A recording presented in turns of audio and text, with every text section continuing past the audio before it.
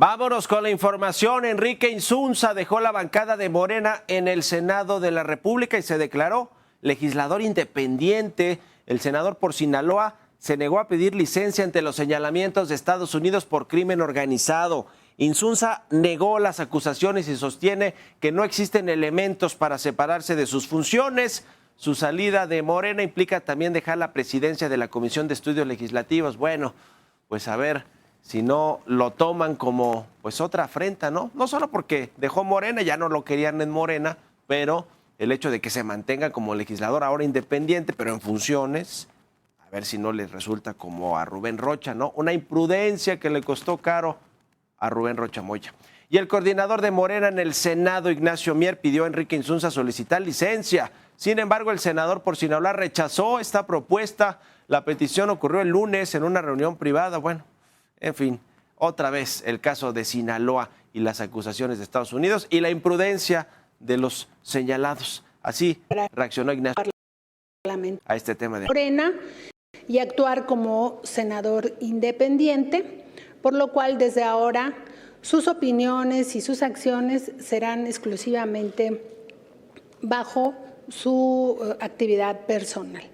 Al determinar él separarse del grupo parlamentario, no será responsabilidad nuestra sus expresiones, sus acciones. Y el senador del Partido Verde, Jorge Carlos Ramírez Marín, consideró que la salida de Enrique Insunza de Morena no representará una afectación significativa para la bancada. Sin embargo, afirmó que debió actuar con mayor prudencia y calificó como lamentable que el caso haya llegado a este punto. Yo creo que están en la misma situación varios, no solamente el gobernador Rocha, el senador Insunza. Yo creo que es una situación que amerita prudencia, serenidad y por supuesto un procesamiento en conjunto con su bancada hubiera sido mucho más adecuado. Lo lamento, debo decirlo, porque además ha sido siempre una gente cercana y accesible, pero es una decisión estrictamente personal.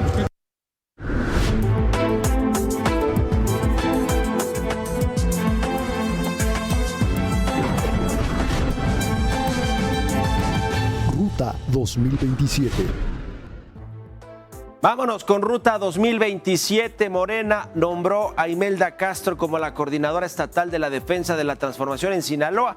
Va a ser la candidata de Morena para suceder a Rubén Rocha Moya, que ya se fue de licencia otra vez en el 2027. La senadora con licencia precisó que contribuirá a generar condiciones de estabilidad y paz en medio de las tensiones que atraviesa el Estado, además de fortalecer el movimiento en el territorio.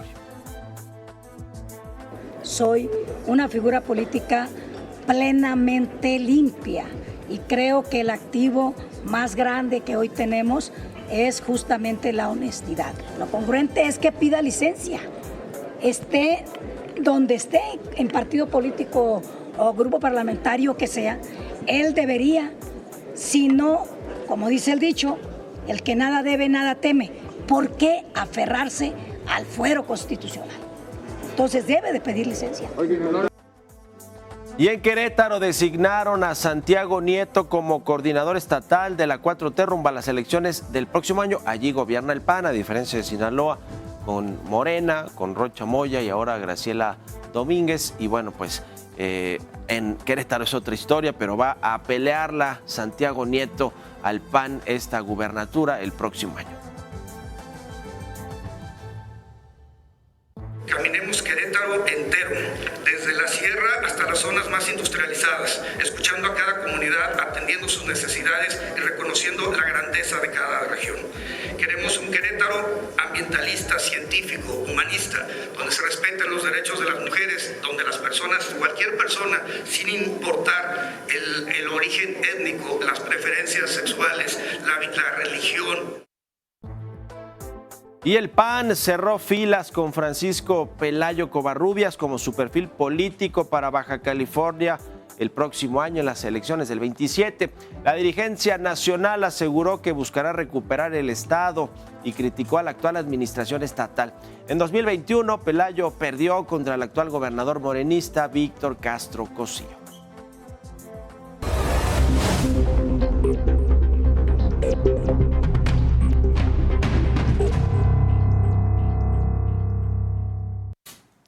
Bueno, primero fue Rubén Rocha Moya el que se tomó el atrevimiento de regresar por sus fueros, ahora sí que por sus pistolas, a la gubernatura, al Palacio de Gobierno en Sinaloa, sin avisarle a nadie, claramente. Quedó claro que ni a la presidenta, ni a la secretaria de Gobernación, ni al Gabinete de Seguridad, ni a nadie llegó por sus pistolas, ahora sí que se fue por la libre. Y bueno, pues ya vimos lo que sucedió, ¿no? 33 horas, 34 horas le duró el gusto de regresar a sus funciones como gobernador estatal constitucional y bueno, va para atrás. Lo sacaron a punta de, pues de amenazas, ¿no? De que, pues si no te vas tú, te vamos a hacer juicio político y vamos a quitarte el fuero. Y ahí sí, pues todavía está peor, todavía la cosa se pone con las investigaciones y con los requerimientos de Estados Unidos de detención urgente con fines de extradición. Bueno, en esas mismas está Enrique Insunza, el senador muy cercano, bueno, fue el secretario de gobierno también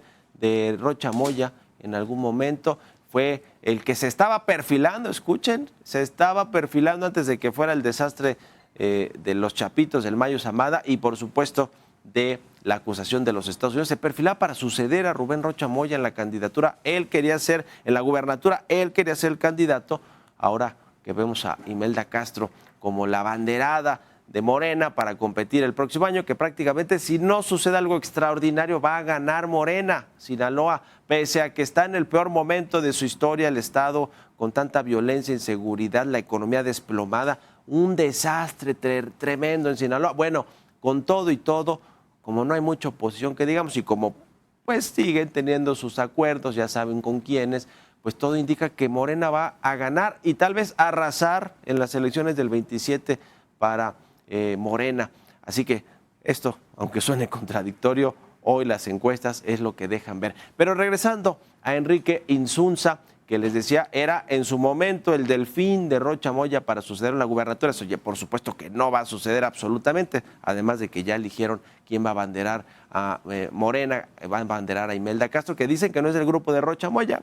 Vamos a ver si efectivamente cuando llegue, si es que llega, todavía falta tiempo, porque están muy adelantados los de Morena, por cierto. Esto debería ponerle ojo el INE, pero como el INE es de ellos, lo controla, pues tampoco hay mucha esperanza de que puedan ponerle ellos mismos un freno a estas pues candidaturas adelantadas, este proselitismo adelantado, campañas anticipadas, que pues es ilegal, pero bueno, ya ven cómo le dan la vuelta con este tema de la coordinación de los trabajos de la 4T. Bueno, ahora sí, regresando a Enrique Insunza, qué atrevimiento, óigame, de querer pues regresar también por sus pistolas al Senado de la República y se dice, bueno, y si Morena no me deja y si me quiere apercibir como lo hizo con Rubén Rocha Moya, etcétera, pues me voy de independiente. Ahora sí que con además escribió un texto de estos barrocos raros, haciendo alusión a Benito Juárez y a figuras de políticas, de doctrinas de izquierda y casi que filosofía, novela, no sé cómo describir ese posteo en el que anuncia que va a regresar a su escaño en el Senado, pero que ya no por Morena, que se va de independiente y que no sé qué, cuánta cosa, que López Obrador, que es contra él o de Estados Unidos, en fin, una perorata que hasta flojera da leerla, pero lo cierto es que da la impresión de que Insunza ya llegó a ponérsele a quien sea, Estados Unidos, la Fiscalía General de la República, kamikaze, aquí estoy, si quieren venir, si quieren quitarme el fuero para enjuiciarme, no lo sé, pero me da la impresión de que esa insurrección, esa rebelión, tanto de Rocha Moya, que no creo que fue solamente de motu propio, sino que por ahí con alguien pudo haber acordado ese regreso intempestivo y fugaz, ciertamente, que estuvo poquito tiempo en la gubernatura, 33, 34 horas, pero me parece que entre él y entre Enrique Insunza algo está sucediendo ahí y yo creo que pronto tendría que haber una resolución del gobierno mexicano, ¿no? Sobre todo que ahora ya tiene pretexto, argumento la presidenta, se me salieron de las manos de lo que habíamos acordado. Regresó uno por sus fueros y otro también dice que regresa al Senado, aunque todos le pidamos que se mantenga fuera con la licencia, pues regresa. ¿Como para qué? Para retar, ¿no? Al gobierno, a la fiscalía, a Estados Unidos. Algo tiene que suceder pronto con estos personajes. Creo yo que el que puede ser el primero en caer es Enrique Insunza. Vamos a ver si esto sucede, porque primero lo tienen que desaforar, tienen que quitarle el fuero para poderlo juzgar, pero en una de esas se hace rapidito, se procesa rápido, y en una de esas hasta lo acompañan con algún otro proceso de desafuero, el de Alito Moreno. Y entonces ya compensas con uno que era de Morena, que se acaba de salir, y con Alito Moreno, que es del PRI. En fin, ahí la dejo. Yo creo que tiene que suceder algo muy pronto. Vámonos con un resumen de la información más importante que está sucediendo a nivel nacional. La Cámara Nacional de la Industria de Radio y Televisión celebró la aprobación de los nuevos lineamientos para proteger los derechos de las audiencias. Las nuevas reglas logran un equilibrio entre la libertad editorial y la libertad de expresión. Los lineamientos establecen mecanismos para que las audiencias presenten quejas y reciban la respuesta de los medios. Reconoció el diálogo con el gobierno federal y la participación de más de 8,000 personas en la consulta pública. Un juez dictó prisión preventiva contra Edgar y David N. Son señalados por cobrar a aspirantes para responder el examen virtual de ingreso a la UNAM. Ambos eran operadores de la Academia Más Preparación y habrían utilizado sus instalaciones y equipos para suplantar a los estudiantes. La Fiscalía identificó coincidencias en los datos de conexión de al menos 9 exámenes. La audiencia para definir su situación jurídica será el viernes. El ISSSTE reportó un 97% de abasto de medicamentos en sus farmacias a nivel nacional. El director general Martí Batres aseguró que el porcentaje podría subir gracias a insumos que ya se encuentran en tránsito. El ISSSTE cuenta con casi 800 farmacias en el país y mantiene más de 50 millones de piezas en su Centro Nacional de Distribución. Además, cada mes se movilizan alrededor de 17 millones de medicamentos. 7:15 de la mañana, vamos a hacer una pausa, la primera. Ya saben que mientras regresamos, estamos en las redes sociales, síganos y escríbanos en X, @heraldo_tv, en mi cuenta personal, @MarioMal, y también en Facebook y en Instagram nos encuentran como... Seguimos con más aquí en las noticias de la mañana del Heraldo Televisión. Muchas gracias por continuar con nosotros. Y ya les comentaba sobre la separación del senador Enrique Insunza de Morena. Vamos a seguir hablando de este tema con Federico Berrueto y con todo lo que está sucediendo en este proceso adelantado de Morena hacia el 2027, cómo está la oposición, en fin, de varios temas que tienen que ver con las elecciones del próximo año. ¿Cómo estás, Federico? Muy buenos días.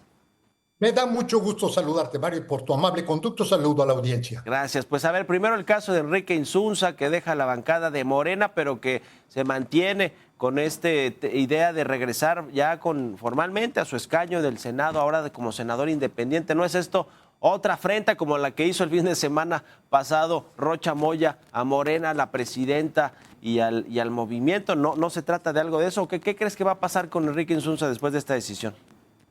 Mira, el tema no es tanto el cargo, no es tanto si Andrés Manuel estuvo detrás de todo este episodio.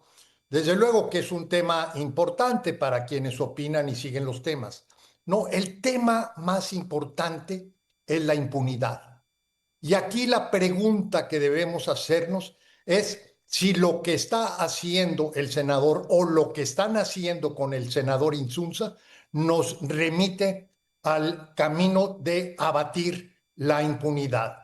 Por lo pronto, el señor no abandona el cargo, se retira de la fracción morenista, pero el cargo lo mantiene. ¿Por qué?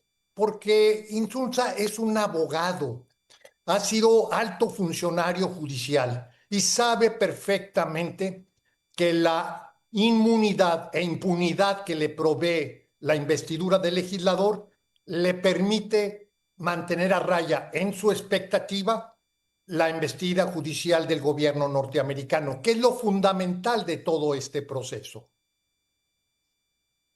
Ahora, la impunidad ya decías, pero lo mismo está con Rubén Rocha Moya, con casi que los otros 8, ¿no? Indiciados por el gobierno de Estados Unidos, señalados de tener nexos con el crimen organizado. 2 se dice que ya están allá en Estados Unidos. Uno sí que era el secretario de Seguridad de Rubén Rocha Moya y que ya está rindiendo declaraciones como testigo protegido. Pero justo hablando de la impunidad y de hasta dónde se ha jalado la liga, en este caso de Sinaloa, ¿no ves tú ya pronto un intento de desafuero, en este caso de Insunza, o que ya la Fiscalía General de la República llame a cuentas a Rubén Rocha para fincarle algunos probables delitos y dejar a Estados Unidos un poquito satisfecho, aunque sea momentáneamente, con ese caso de Sinaloa? Porque la presión está a tope, ¿no? A todo lo que da, sobre todo ahora que vienen las elecciones allá en noviembre en Estados Unidos. Yo creo que va a incrementar la presión y creo que el gobierno mexicano tiene que resolver algo ya sobre este tema de Sinaloa, Federico, para que no haya esto que decías, impunidad. Sí, definitivamente, ese es el tema. Ahora, hasta el momento no creo que el que Rocha Moya sea objeto de condena política por parte de Morena y del gobierno necesariamente implique que el gobierno va a dar el paso para proceder judicialmente contra Rocha Moya y los otros imputados. Desde mi punto de vista es un grave error, porque si no lo hace el gobierno mexicano, lo hará el gobierno norteamericano. La mejor defensa de la soberanía nacional es justamente lo que señalaba, que se acabe con la impunidad, que las autoridades judiciales mexicanas funcionen y operen para investigar primero que todo y luego para sancionar si es el caso que hay un delito.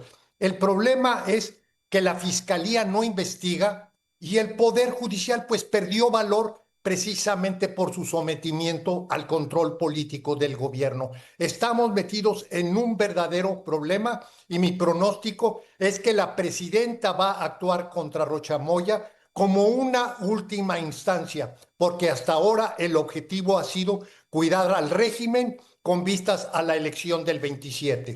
Y hablando de la elección del 27, mientras todo esto sucede en Sinaloa y en el Senado y ponen a una nueva gobernadora, la designa el Congreso del Estado, etcétera, pues ya hay precandidata, que se va a convertir en la candidata de Morena, una senadora con licencia que dicen que no es del grupo de Rocha Moya, Imelda Castro. ¿Cómo ves este asunto? Porque además Morena ya sacó a 5, ¿no? A 5 corcholatas que van a competir el próximo año en 5 de los 17 estados que estarán en juego en el 27. Mira, varias observaciones. La primera es que el tema de inseguridad es el factor disruptivo del proceso electoral y sobre todo para el caso de Morena. Recordemos cómo Michoacán era claramente perfilado el senador Morón, no había mayor problema. En Sinaloa era claramente perfilado el senador Insulza y no había mayor controversia. Sin embargo, la agenda de inseguridad prácticamente altera todo el juego. Yo lo que veo es que todavía tenemos un camino hacia adelante y más allá de las expectativas que puedan tener un partido o el otro, la agenda de seguridad seguirá siendo el principal factor disruptivo de la elección.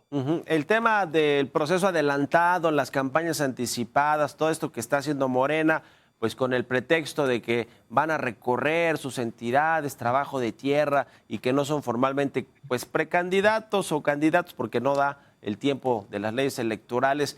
¿Cómo lo ves? ¿Cuánta ventaja obtiene Morena realmente de este proceso adelantado, pues disfrazado de no de proselitismo, sino de trabajo de tierra que hacen todos los candidatos que quieren una candidatura, pues llegar a esa, en el caso de los que ya se salieron, a llegar a una gubernatura? Pues, ¿qué tanto le afecta a la oposición? Porque la oposición está ahí como que muy tranquilita en la parsimonia, mientras Morena ya está sacando a sus candidatos.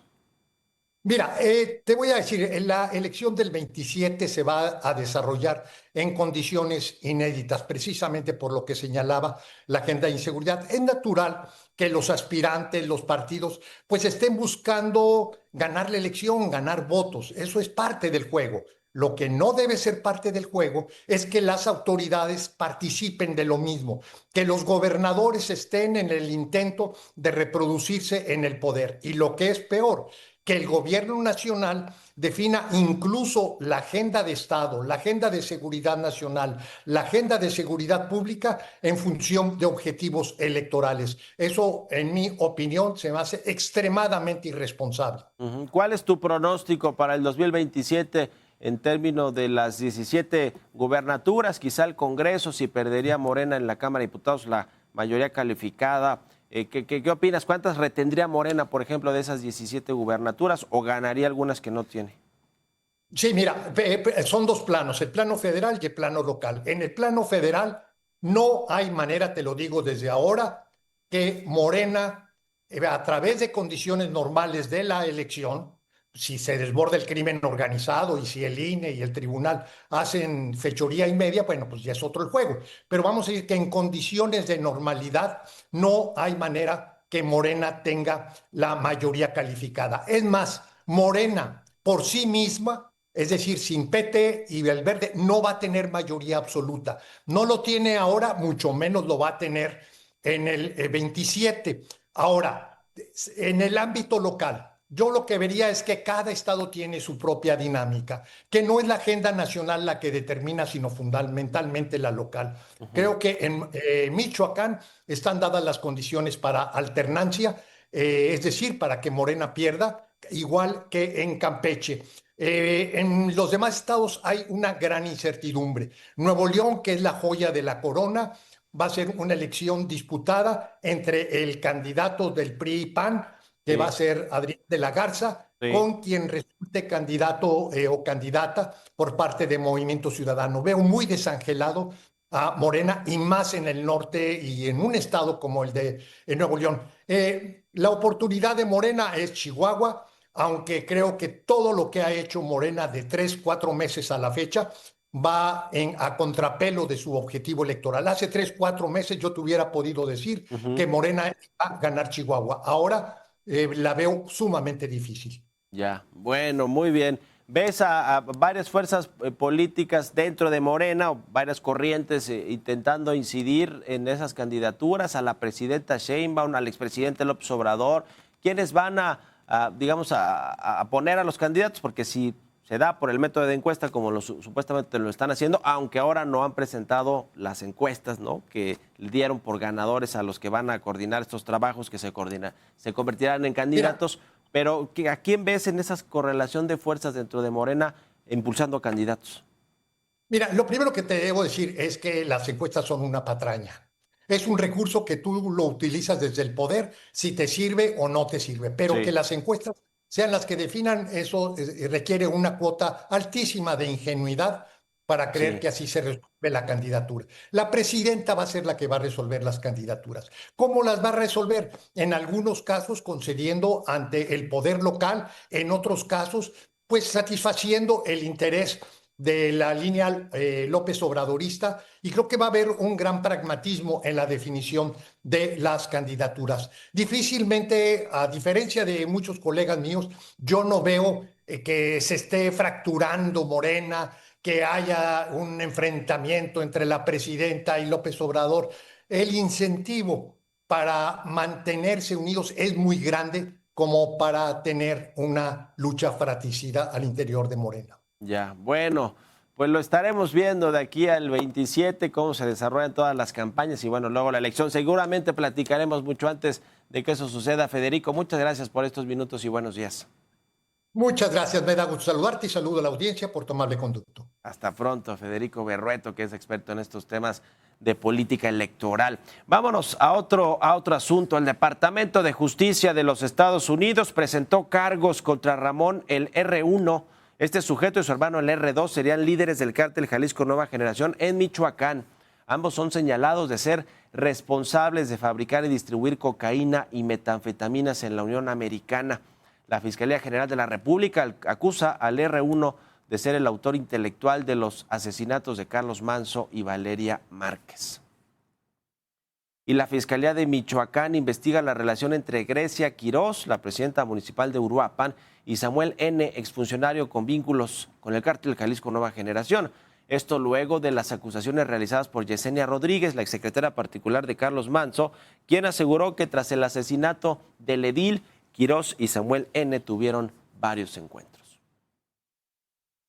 Se está haciendo el plan de investigación, tenemos que agotar todas las líneas de investigación. Si tenemos esta nueva información, obviamente tenemos que llevar a cabo la realización de los actos correspondientes y tratar de esclarecer la misma. Y detuvieron en Puebla a Jesús Alberto N., alias El Dron, un presunto homicida, el presunto homicida del influencer César Gastelum, quien fue asesinado el 4 de agosto en Culiacán, Sinaloa. También arrestaron a uno de sus acompañantes, identificado como Jesús Daniel N., mientras que un tercer sujeto fue abatido. Policías le decomisaron además armas, cartuchos, drogas y un vehículo. El secretario de Seguridad y Protección Ciudadana, Omar García Harfuch, reveló que durante el operativo 3 sujetos armados agredieron a los uniformados. Y la Fiscalía de la República halló contratos de la empresa del exgobernador Ernesto N., que presuntamente fueron utilizados para el contrabando de combustible. Este descubrimiento ocurrió durante el cateo a 2 bodegas. La fiscal Ernestina Godoy reveló que estos hechos abren nuevas líneas de investigación. Toda esta información se encontraba oculta en estas bodegas. El análisis de lo asegurado permitió identificar indicios relevantes sobre operaciones de comercio exterior de la empresa investigada, los cuales aportan mayores elementos del modus operandi y abrirían nuevas líneas de investigación sobre esta compleja red de contrabando de combustible. Red criminal con la que estarían vinculados Ernesto N. y 24 personas más, de las cuales 9 ya han sido detenidas. Y reprogramaron la audiencia de vinculación a proceso contra Fernando N., el ex servidor público vinculado a una red de huachicol fiscal, el ex marino contraalmirante, sobrino político del exsecretario de la Marina, ¿no? Ese es Fernando N. Se llevará a cabo hoy a las 8 esta audiencia de vinculación a proceso, hoy a las 8 de la mañana en el penal del Altiplano, en el Estado de México, donde está recluido también su hermano y acusado de estos temas, de estos delitos de huachicol fiscal. Y en otros asuntos, el gobierno de México lanzó la segunda parte del documental de la presidenta Sheinbaum llamado Con el pueblo, por el pueblo, para el pueblo, gobierno de territorio. De cara a su segundo informe de labores, comenzó a transmitirse el martes y hoy concluirá a las 8:30 de la noche y aquí les presentamos un avance.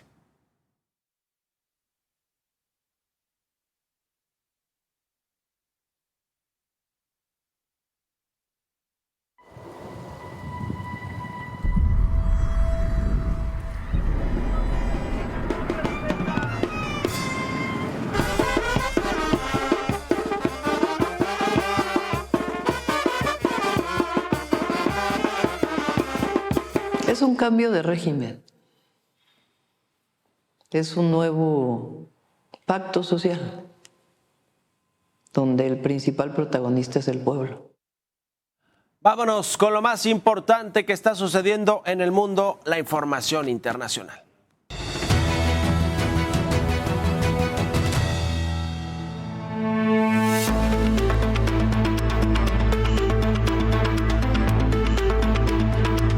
El gobierno de Estados Unidos pausó de manera temporal y en todo el mundo las citas para solicitar visa de migrante.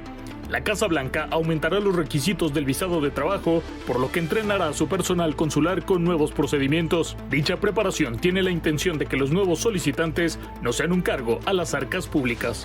Un juez militar en Estados Unidos fijó un nuevo juicio contra Khalid Sheikh Mohammed, autor intelectual de los atentados del 11 de septiembre del 2001. La fecha original del litigio solicitado por la Fiscalía fue en enero de 2027. Ahora se reprogramó para el 5 de junio de 2028. Irán aseguró llegar a un acuerdo con Omán para repartirse los ingresos de la navegación sobre el estrecho de Hormuz. Teherán acusó a Estados Unidos de intentar obstaculizar dicho pacto. Los dos países árabes llevan semanas debatiendo su futuro marítimo. Imágenes satelitales mostraron que una avalancha de hielo y piedra provocó el alud que mató a más de 300 personas en Nepal y China. El desprendimiento cercano a una zona glaciar cayó sobre un río, lo que aumentó su nivel de agua y la corriente que afectó a decenas de asentamientos y comunidades rurales. Continúan las labores de rescate para localizar a las personas atrapadas por el desplazamiento de tierra en Nepal y China. Autoridades contabilizan 1,468 desaparecidos, incluidos cerca de 800 extranjeros de 32 países, elementos de las fuerzas de seguridad, funcionarios de aduanas y trabajadores de presas. Juan Carlos Sánchez, Heraldo Media Group. Vámonos ahora con el pronóstico del clima para este jueves. Ya está lista Nayara Yunes. Adelante, Nayara, buenos días.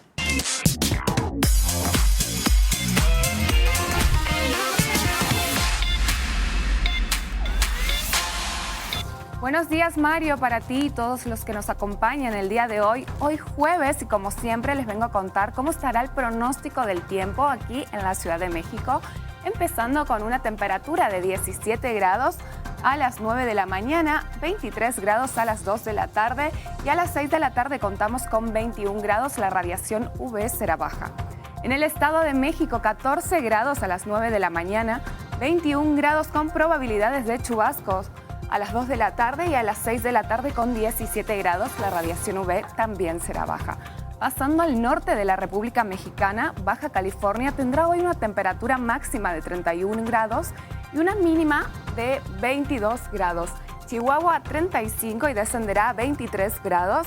Y Nuevo León 37 y una mínima de 24. Se esperan temperaturas altas en esta parte de la República. Ahora vamos al centro, yéndonos a Guanajuato, que estará entre los 27 y 13 grados.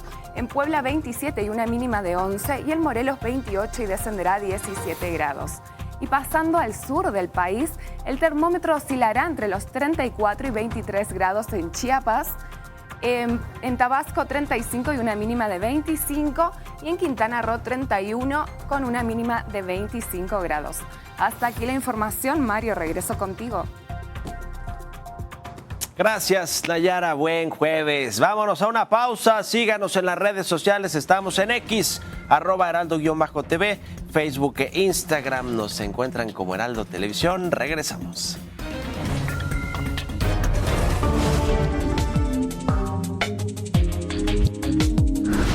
Vamos con los indicadores financieros presentados por Value. La tasa de interés interbancaria a 28 días se mantuvo sin cambios para ubicarse en 6.75%, mientras que los CETES a 28 días bajaron 0.02 puntos y se ubicaron en 6.13%. El índice de precios y cotizaciones de la Bolsa Mexicana de Valores se situó en los 66.191 puntos, con una caída de 0.15%. El FTSE Viva alcanzó los 1.335 puntos, con una disminución de 0.18%. En el ámbito internacional, el Dow Jones se ubicó en 53.463 unidades, con una caída de 0.21%. El Nasdaq bajó 0.08% para alcanzar 26.130 unidades y en Brasil Bovespa aumentó 0.01% a 174.586 puntos. En el tipo de cambio, el dólar al menudeo se mantuvo sin cambios para cotizar en 17.35 pesos. Al mayoreo subió 0.07% a 16.95 pesos, mientras que el dólar fix aumentó 0.12% a 16.96 pesos. El euro bajó 0.15% y se vendió en 19.76 pesos y la libra esterlina cayó 0.35% para ubicarse en los 23.05 pesos. En el mercado accionario mexicano tuvimos algunas alzas destacadas. Axtel subió 8%, Controladora Axtel avanzó 7.57% y Cuervo 3.36%, pero también hay caídas importantes. Vitro A cayó 4.76%, Upside México 2.54% y Orbia 2.02%. Estos fueron los indicadores financieros más importantes del día presentados por Value. Y vámonos con más temas económicos y financieros con Roberto Aguilar. Mi querido Robert, buenos días, adelante.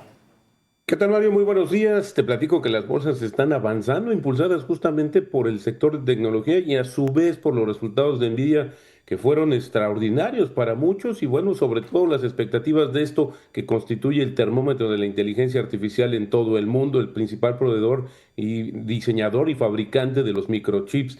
También te comento que esto lo que hace es compensar la incertidumbre que está creciendo a nivel geopolítico por el tema de Rusia y Ucrania, las amenazas justamente de Rusia, también el dato de la inflación que tuvimos ayer de Estados Unidos que sigue siendo alta y los mercados están atentos al primer discurso del presidente de la Reserva Federal de Estados Unidos, Kevin Warsh, que será mañana en el marco de Jackson Hole, esta reunión de banqueros centrales. También te comento que el petróleo sigue bajando, esto por un mayor tránsito en el estrecho de Hormuz, luego de un acuerdo entre Irán y Omán, que dicen se van a compartir justamente el peaje que se cobre, y esto obviamente ya lo reclamó Estados Unidos. Así es que esta situación, bueno, pues finalmente está disminuyendo el petróleo y será una semana positiva justamente para el hidrocarburo. El Banco de México ayer en su reporte trimestral de inflación mejoró su pronóstico para la economía mexicana al pasar de 1.1% a 1.5%. Esto ante el mejor desempeño que mostró justamente en el segundo trimestre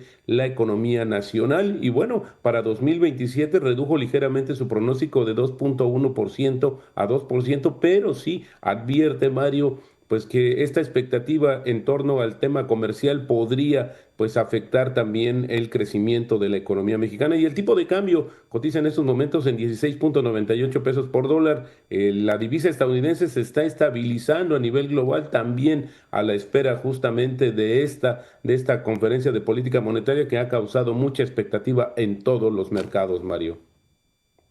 Buenísimo, buenísimo, Robert. Entonces, pues así los mercados, el tipo de cambio, como ya regresándose un poquito, nos decías, pero todavía debajo, ¿no? De los 17, ahí por poquito, casi nada, 16.98. Y seguramente pues lo veremos regresar, pero estará por ahí, ¿no? Por ese rango de los 17 pesos por dólar. ¿Quién sabe hasta cuánto tiempo?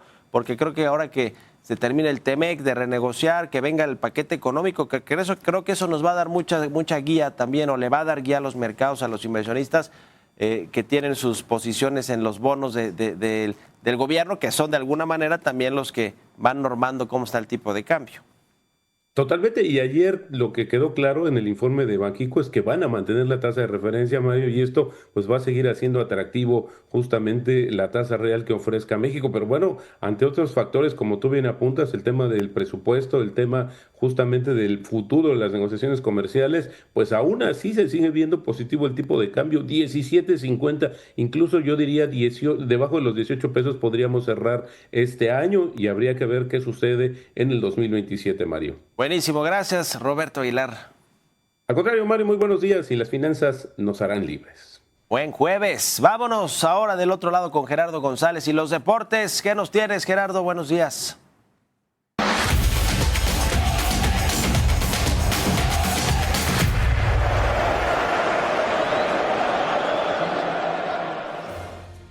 Yo diría excelente jueves, Mario, ¿cómo estás? Un gusto en saludarte, porque ayer hubo buenas noticias en cuanto al fútbol mexicano, y arranquemos con la portada de este jueves para el Heraldo Deportes, porque Toluca se mete a las semifinales de la Leagues Cup, ligado a lo que ha hecho el América, por supuesto, en compromisos buenos, importantes, en donde los dos equipos del fútbol mexicano, tanto el equipo de Antonio El Turco Mohamed y tanto el equipo de Guillermo Almada, ganaron sus compromisos y se instalaron en la siguiente etapa, es decir, tanto Monterrey, tanto León, los Diablos Rojos y el conjunto de las Águilas están en semifinales, y prácticamente la Leagues Cup es mexicana. Así que yo por eso diría que son excelentes noticias. En este partido de Toluca, pues bueno, derrotaron 2-0 al Austin FC en los cuartos de final, en donde el equipo de la MLS se quedó sin un jugador prácticamente desde el minuto 40.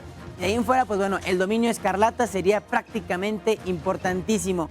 El niño, el futbolista portugués, al minuto 53 de penal, y al final Jorge Díaz Price, el canterano de Cancún FC, al 90+7, terminaría por finiquitar la serie. Después el América igual haría la tarea sin ninguna complicaciones, 2-0 contra Columbus Crew, en donde Rafael Veiga anotaría al minuto 11, y el hombre del momento del conjunto azul crema, Brian Rodríguez, que baile, por supuesto, porque anotó al 45+6, y con esto, pues bueno, estas serán las semifinales de la Leagues Cup. Muy mexicanas, por supuesto. Toluca contra León, me parece que igual en mucha igualdad de condiciones. Y América contra Monterrey, igual sin duda alguna me parece que serán compromisos muy importantes. Y atención porque en unas cuantas horas se habla, se rumora en que Eric Lira está a nada de cerrar su traspaso al conjunto de Mónaco y que pueda jugar en la Ligue 1 en Francia. ¿Y qué es lo que ha hecho incluso Eric Lira para poder llegar? Es prácticamente se ha reducido el salario un 30 o 40% a lo que gana actualmente en Cruz Azul. La realidad es que está haciendo un sacrificio tanto el jugador, tanto la directiva y tanto el Mónaco para que en cuestión de horas viaje al viejo continente. Y dentro de la actividad, por supuesto, de la Liga, el Real Madrid goleó 4-1 a la Real Sociedad. Este Real Madrid que me parece que ilusiona a todo el aficionado merengue, en donde Kylian Mbappé anotó un hat-trick al 40, al 60 y al 80, Luka Šušić al 44 y Vinicius Junior al 66. Con esto el conjunto merengue de Mourinho me parece que inicia de manera importantísima, por supuesto, esta campaña en donde tiene refuerzos muy importantes. Tiene, por supuesto, a Mbappé de la mano liderando al conjunto merengue y suman 3 puntos a mitad de semana. Y atención, si a usted le gustan los Diablos y apoya, por supuesto, al conjunto Escarlata, se acabó el sueño del tricampeonato porque los del México fueron golpeados, bloqueados 3-0 por los Pericos del Puebla en el 6º juego disputado en el estadio Alfredo Harp Pelú. Los poblanos enfrentarán en la final de la zona sur al ganador del 7º partido, hoy entre Oaxaca y Tabasco, pero bueno, después de 2 años me parece de mandamás, por supuesto, el conjunto de los Diablos quedan prácticamente eliminados de esta edición. Y bueno, me parece que a pesar de tener una gran nómina, un gran equipo, por supuesto, quedan eliminados ahora sí el conjunto de los Diablos. Vamos ahora a un enlace con mi compañero Alan Rodríguez, está en la alcaldía Cuauhtémoc. Hay un operativo de seguridad en la zona de Tepito. Adelante, Alan, buenos días. Hola, ¿qué tal, Mario? Amigos, muy buenos días. Bastante reforzada la seguridad en la zona del eje 1 norte, prácticamente desde Paseo de la Reforma hasta la zona de Congreso de la Unión. Esto por parte de la Secretaría de Seguridad Ciudadana, que está dando constantes rondines, además de manteniendo distintos puntos de vigilancia en las zonas principalmente catalogadas como peligrosas, lugares en donde se han detectado diversas actividades como el robo y también el narcomenudeo. Derivado de esta situación, pues se busca bajar los delitos de alto impacto, también como han sido homicidios y otros asaltos que han ocurrido con violencia en este perímetro marcado como una de las zonas más inseguras, sin embargo, en donde el gobierno capitalino ha hecho un gran esfuerzo para reducir estos índices. Comentarte que prácticamente en cada esquina podemos observar patrullas y durante las noches, a lo largo de la madrugada, se han instalado algunos retenes, así como puntos en donde incluso se ha instalado vehículos blindados. Mario, amigos, es el reporte que tenemos, comentándote que la vialidad en estos momentos es bastante aceptable para quienes dejan atrás la zona de Buenavista y avanzan con rumbo hacia el oriente capitalino. Por lo pronto, es el reporte que tenemos. Muchas gracias, Alan, estamos al pendiente. Buenos días. Y con esto nos despedimos. Gracias por habernos acompañado este jueves aquí en las Noticias de la Mañana. Yo soy Mario Maldonado. Ya saben que mañana nos escuchamos primero en la radio tempranito a las 6 por el 98.5 de FM y luego aquí nos vemos a la...